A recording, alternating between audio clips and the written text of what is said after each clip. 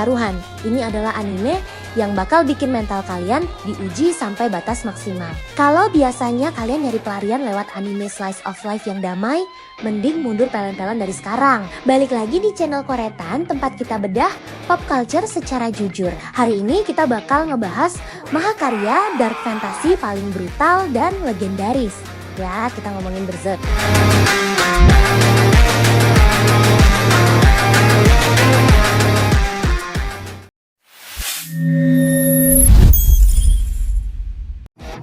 I see.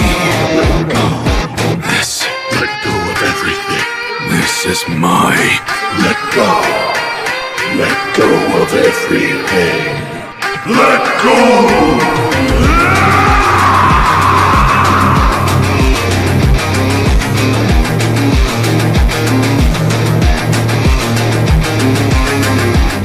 Ceritanya ngikutin perjalanan Guts, seorang tentara bayaran yang sejak bayi udah lahir dari mayat ibunya.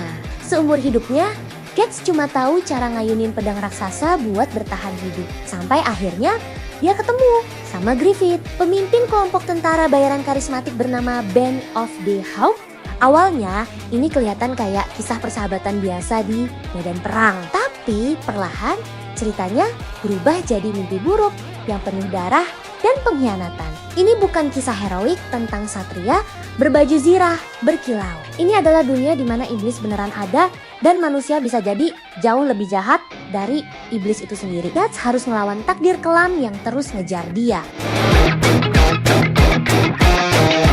Apa yang bikin Berserk ini jadi tontonan wajib? Pertama, penceritaannya yang super gelap. Ini adalah salah satu anime paling brutal yang pernah dibuat. Kreatornya nggak pernah ragu buat nunjukin kekejaman perang dan rusaknya moral manusia.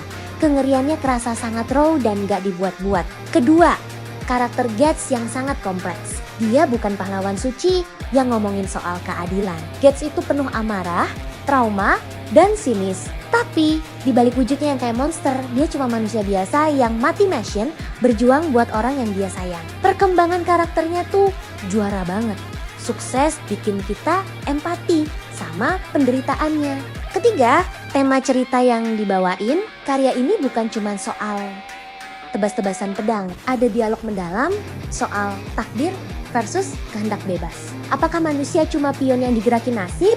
Atau kita bisa melawan takdir yang kejam? Ambisi Griffith yang kelewat batas juga ngasih pelajaran ngeri. Sampai sejauh mana seseorang rela berkorban demi sebuah mimpi besar.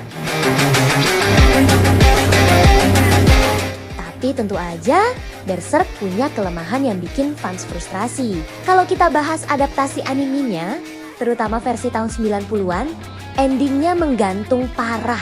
Potongannya kerasa sangat mendadak di bagian paling klimaks. Belum lagi adaptasi versi baru yang CJ-nya lumayan bikin sakit mata.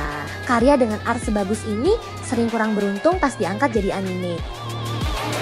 Kesimpulannya, Berserk adalah mahakarya dark fantasy yang akan terus hidup melegenda. Meskipun adaptasi animenya nggak sempurna, cerita dan karakternya terlalu brilian buat dilewatkan. Apakah ini layak ditonton? Sangat layak, tapi siapkan mental baja kalian. Buat gue, anime ini pantas dapat skor 9 dari 10. Jelas masuk buat tier. Nah, pertanyaan gue buat kalian. Menurut kalian, apakah tindakan Griffith bisa dibenarkan demi mengejar mimpinya? Atau dia murni cuma penjahat egois? Coba tulis opini jujur kalian di kolom komentar ya. Jangan lupa buat subscribe ke channel Koretan biar kita bisa terus bahas pop culture bearing. Gua pamit, sampai jumpa.